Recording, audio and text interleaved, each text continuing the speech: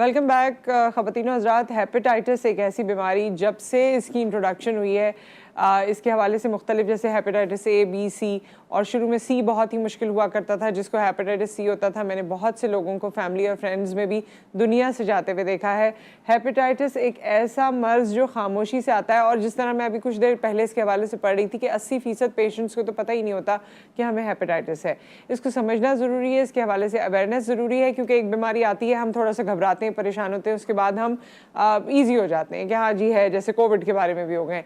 लेकिन वो बीमारी हमारे इर्द गिर्द है और वो हमें कभी भी नुकसान पहुंचा सकती है। वर्ल्ड हेपेटाइटिस डे 28 जुलाई को होता है और इस साल जो थीम रखी गई थी वो ये थी कि वी आर नॉट वेटिंग। अब ये वी आर नॉट वेटिंग की थीम क्यों रखी गई थी, इस हवाले से हम बात करेंगे और ओवरऑल अवेयरनेस जो हेपेटाइटिस के हवाले से उस पर बात करेंगे। डॉक्टर खालिद महमूद हमारे साथ मौजूद हैं, हेपेटोलॉजिस्ट। अस्सलाम वालेकुम। वालेकुम अस्सलाम। जी डॉक्टर साहब, पहले तो आप ये बताइए कि ये जो थीम रखी गई है कि वी आर नॉट वेटिंग, ये किस हवाले से रखी गई है इंटरनेशनल हेपेटाइटिस डे पे?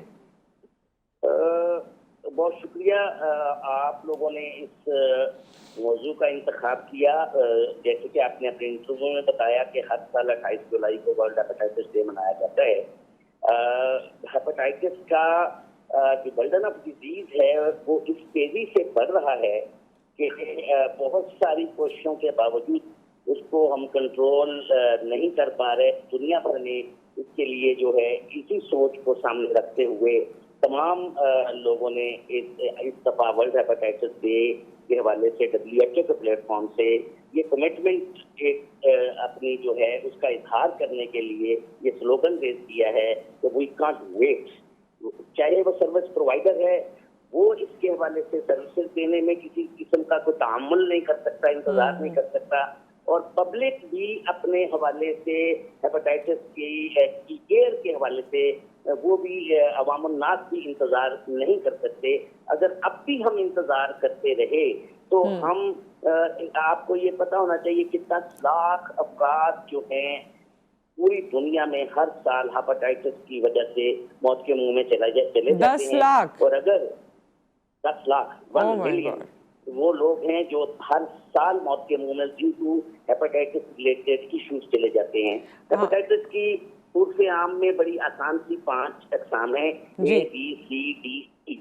इसमें से ए और आखिरी वाला ई जो है ये वाटर बॉर्न डिजीज हैं, यानी ये आलूदा खुराक से मुंतकिल होते हैं और इसकी वजह से यरकान या जो है आंखों पानी, गंदा पानी जो है या और वो ये सिर्फ वाटर बॉर्न डिजीजेज हैं।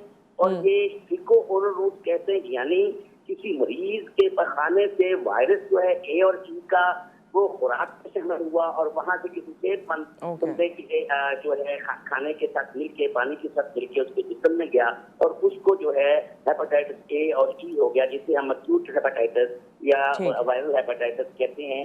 लेकिन ये सेल्फ लिमिटिंग डिजीज है, जैसे आम नजला जुकाम ये कुछ दिनों में खुद ब खुद ठीक होके चला जाता है। अच्छा, इसमें कोई ऐसी खतरे की बात नहीं है ए और ई में? ए और ई जो वाटर बॉर्न है वो हमारे लिए बहुत बड़ा मसला नहीं है। हाँ, चंद सूरतों में उसको भी तवज्जो की जरूरत होती है, लेकिन वो फिर भी उस पर बात की जा सकती है। लेकिन जो सबसे बड़ा इस वक्त दुनिया भर को जो इशू कॉन्फ्रंट कर रहा है वो हेपेटाइटिस बी और सी का है।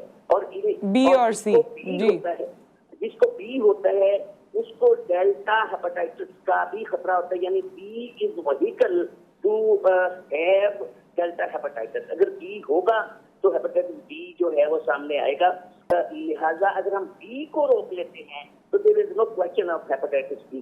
तो बी के लिए अच्छी बात ये है कि हमारे पास वैक्सीन मौजूद है और वी कांट वेट में जो इस वक्त थीम दिया गया है कि हमारे हर पैदा होने वाले बच्चे को हेपेटाइटिस बी वैक्सीन की बर्थ डोज पहले 12 से 24 घंटे। अच्छा डॉक्टर साहब, बी की भी वैक्सीनेशन है? हेपेटाइटिस बी की भी वैक्सीनेशन है?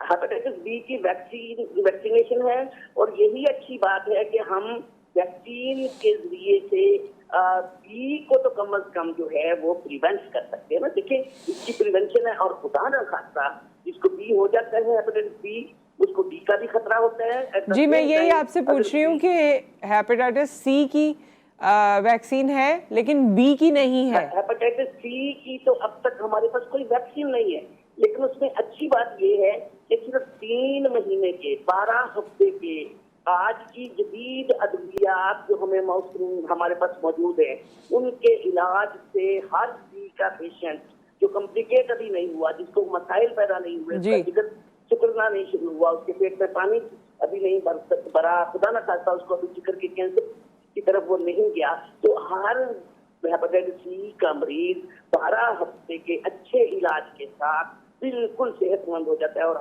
हम डॉक्टर जो हैं वो ठीक है, लेकिन इसके लिए तशखीस जरूरी है ना डॉक्टर साहब, क्योंकि हमारे यहाँ तशखीस नहीं होती, या हम अब आपकी बात जैसे आपने इंटरव्यू में खुद ही फरमाया कि 80% लोगों को तो पता ही नहीं चलता। बिल्कुल, और अक्सर तो तब पता चलता है डॉक्टर साहब जब अल्लाह माफ करे बिल्कुल डॉक्टर्स ये कह देते हैं कि आपका ट्रांसप्लांट होगा, जब पानी सर से गुजर चुका होता है। इसीलिए वी कांट वेट का ये मतलब है we must not remain silent, because if we remain silent, hepatitis is going to kill us silently, because it is a silent. तो कोई सिम्टम होता है डॉक्टर साहब ऐसा जो दूर दराज इलाकों गाँव में रहते हैं लोग, अक्सर लोग आंखें देख के कहते हैं कि आंखें पीली हो गई, कोई और ऐसा सिम्टम है जिसको सीरियस लेने की जरूरत है?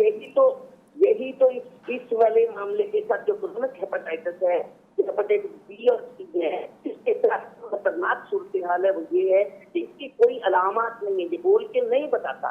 और जैसे आप खुद फरमा रही थी कि उस वक्त इसकी अलामत शुरू जाहिर होती है जब ये कॉम्प्लिकेट होके, तो वो अलामत एक्चुअली हेपेटाइटिस की नहीं होती, इसकी वजह से पैदा होने वाली खराबियों की अलामत होती है, चाहे वो जिगर के मामलात हो जाए, पेट में पानी भरने के मामलात हो जाए, खुदा ना खाता उल्टियां आने के मामलात हो जाए, या किसी और तरह की इस तरह की वो अलामत होती है जो या जिगर के सिकुड़ने की वजह से जिगर के कैंसर की।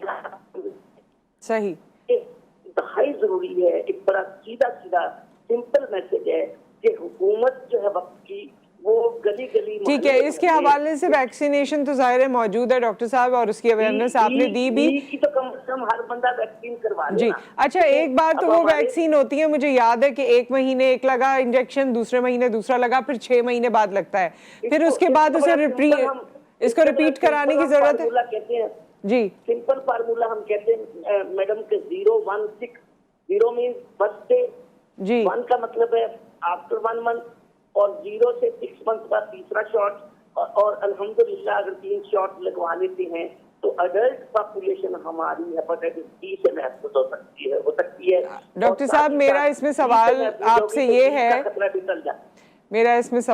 ये है, कि ये जब वैक्सीन 3 दफा लग गई आपको, अब 4 साल गुजर गए या 5 साल गुजर गए, तो इसको दोबारा करवाने की जरूरत तो नहीं है? देखिए, इसकी अभी तक हम इसलिए ये कहते हैं कि ये तो बहुत एक आइडियल सिचुएशन होगी ना मैडम। अब तो इस वक्त जो हमारे लिए लम्हा फिक्रिया है कि हमारा तो पहला शॉट ही नहीं लगवाया, what to speak of the booster doses.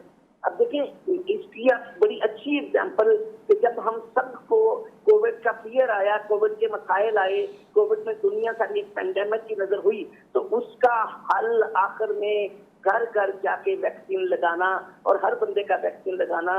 Vaccine के लिए बहुत सारी चीजों की पाबंदियां कि आप स्कूल में दाखिल नहीं हो सकते, आप किसी दूसरी जगह जा नहीं सकते, बाहर ट्रैवल नहीं कर सकते, बिल्कुल। इन सारी चीजों ने लोगों को वैक्सीन की तरफ आने पे रागिब किया ना, उनको तरगीब मिली और वो लोगों ने लगवाई। अब लेकिन क्या इस वक्त तो हम मतलब है कि कोविड के हवाले से तो मैं और आप कह सकते हैं कि आई एम वैक्सीनेटेड, लेकिन क्या हेपेटाइटिस बी के हवाले से मैं और आप यकीन से कह सकते हैं कि क्या आई एम वैक्सीनेटेड? सही, तो इसका सवाल अगर आप अपने जवाब है, ठीक है डॉक्टर साहब, सीधा सा सवाल करें तो आपको जवाब मिलेगा ये मैंने तो कभी लगवाई नहीं। तो इसलिए इसकी तरबीज इतनी जरूरी है कि वही हम इंतजार नहीं कर सकते, हमारी पॉपुलेशन को हेपेटाइटिस बी की वैक्सीन लगवानी होगी। और बल्कि पिछले जी डॉक्टर साहब, आई नो ये बहुत इंपॉर्टेंट टॉपिक है और बहुत वसी है, लेकिन इस वक्त हमारा यहाँ पर सेगमेंट हम क्लोज कर रहे हैं, वक्त यहाँ मुकम्मल हुआ चाहता है आपके साथ।